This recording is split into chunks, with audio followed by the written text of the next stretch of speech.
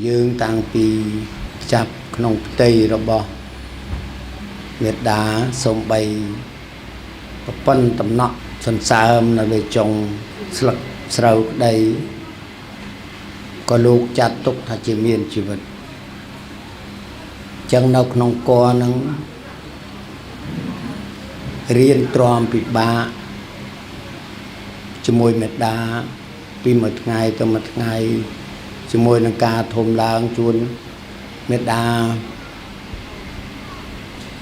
mình miền sọc phiệp lo lục chữ cắt dương chợ côn nông tây nó có chữ cắt được chân chỉ vật ní tam thòm đá lục đại thà chỉ vật nóจะการต่อสู้ไอ้บ่มันต่อสู้คือเท่าแต่สลับปนดาลយើងកើតមកហ្នឹងញាតិញោមយើងស្រឡាញ់ជីវិតគ្រប់គ្នាមិនចឹង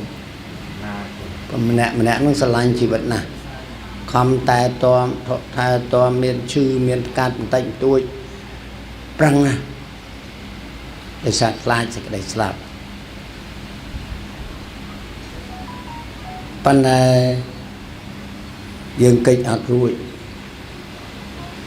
សង្ខារធម៌មិនទៀងកើតមកហើយតែងតែស្លាប់ទៅវិញចុះអ្វីដែលទៀងហេតុអីក៏វនាំគ្នាខំប្រឹងការពារខ្លួននឹងម៉េចស្រឡាញ់ខ្លួននឹងយើងយ៉ាងម៉េច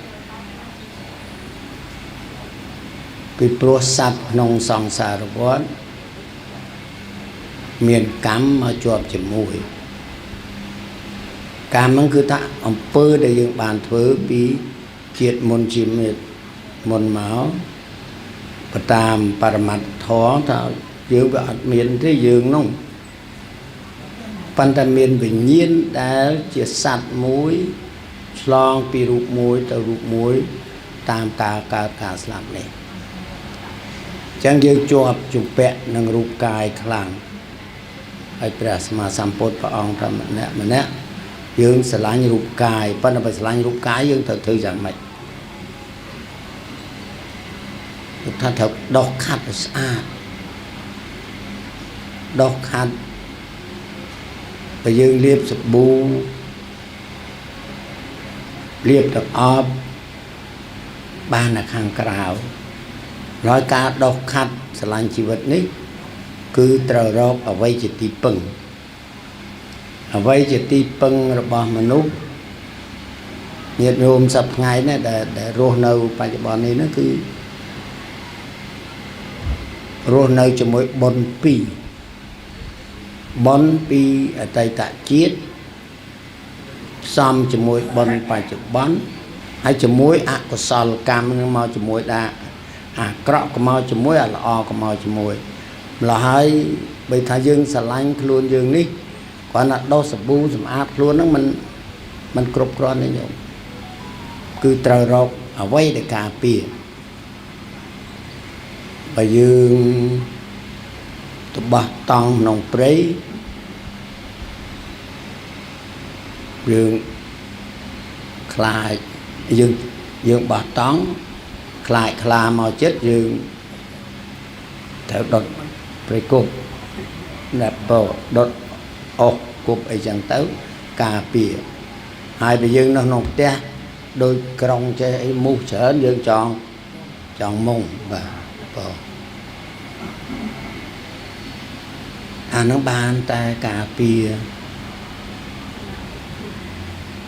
ខ្លួនយើងឯង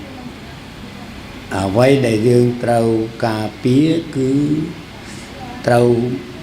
ប្រយ័ត្នខាងសកម្មភាពរបស់យើងនិងចិត្តរបស់យើងដែលលោកហៅថាកុសលកម្មនិងអកុសលកម្មអញ្ចឹងត្រូវអប់រំចិត្តខ្លួនយើងឲ្យបានញាតិញោមចាស់លោកចេះហើយ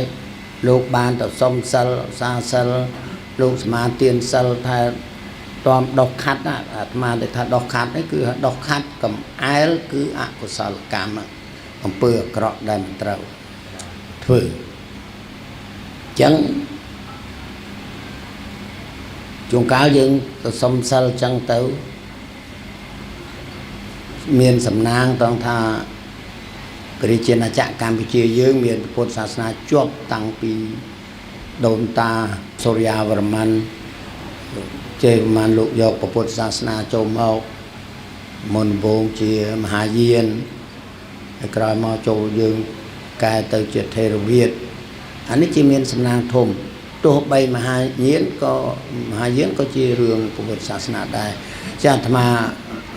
ចង់ជំរាបដើមប៉ុណ្ណឹងគឺថាញាតិញោមមានសំណាងណាស់ដែលបានកើតក្នុងប្រទេសមួយដែលមានព្រះពុទ្ធសាសនាយើងកើតទុកពិបាកចិត្តអីចឹងនាំគ្នាធ្វើបុណ្យធ្វើទានទៅនៅប្រទេសខ្លះទេឥណ្ឌាអីអត់បានធ្វើបុណ្យធ្វើអីទេញាតិញោមមើលមនុស្សច្រើនពេកទៅពេលស្លាប់មកយកទៅបោះយកទៅដុតរោលហើយបោះចោលក្នុងទឹកបាទទាំងរូបនឹងក្រក់មើលណាដែលយើងធ្លាប់ធ្វើបុណ្យយើងធ្វើនេះគឺថាមានគុណភាពដោយសារយើងស្រឡាញ់គុណមេត្តាបិតារបស់យើងទៅអនាគតចឹងយើងមានពុទ្ធសាសនាប្ររពពិធីបុណ្យបុជាសពធ្វើបុណ្យតក្កណានុប្រទានរំលឹកគុណលោក